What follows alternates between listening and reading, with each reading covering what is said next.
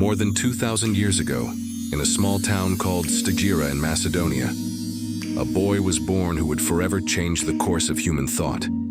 His name was Aristotle. The son of a royal physician, Aristotle grew up with a curiosity about life, nature, and how things worked. While others accepted the world as it was, young Aristotle asked, why? At the age of 17, he traveled to Athens to study under the great Plato. But even among philosophers, Aristotle was different. Not content with abstract theory, he sought real-world truth. He stayed at Plato's academy for 20 years. But unlike his teacher, Aristotle believed knowledge must begin with observation, from the ground up, not the heavens down. He began writing, thinking, questioning everything, and in doing so, he lit a torch of logic, reason, and empirical thought that would illuminate the Western world for centuries. In 342 BC, Aristotle was called back to Macedonia to tutor a young prince, a boy who would one day conquer half the known world, Alexander the Great.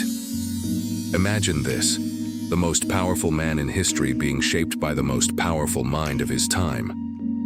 Later, Aristotle returned to Athens and founded his own school, the Lyceum.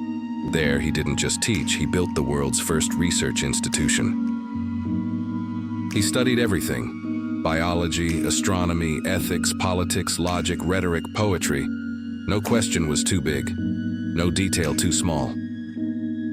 He taught that the universe wasn't ruled by magic, fate, or the gods' whims, but by reason, patterns, and natural laws, ideas that would lay the foundation of science itself. But greatness is not always rewarded. When Alexander died, Aristotle's close ties to him made him a target. Accused of impiety, Aristotle fled Athens, saying he would not let the city sin twice against philosophy, a reference to the death of Socrates. He died in exile at 62, but his ideas would live forever. For centuries, Aristotle's writings dominated thought in Europe and the Islamic world. From Averroes to Maimonides to Aquinas, scholars tried to unite faith and reason through his lens.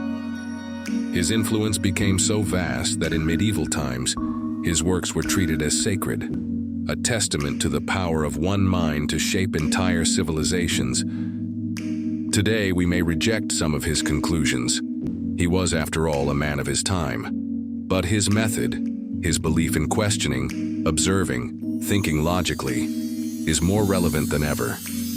Aristotle showed us that knowledge is not given, it is earned, that progress is not inherited, it is built, and that truth is not shouted, it is discovered. When the world turned against him, he did not fight with swords or shout in protest. He simply walked away, saying, "I will not allow Athens to sin twice against philosophy." A few months later, far from the city he once taught in, Aristotle died. But his mind, his flame, never faded.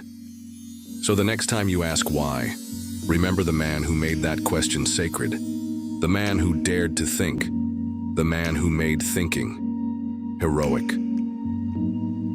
This is the legacy of Aristotle, the father of logic, the voice of reason, and one of the greatest minds the world has ever known. If this inspired you, subscribe for more stories of minds that shaped our world.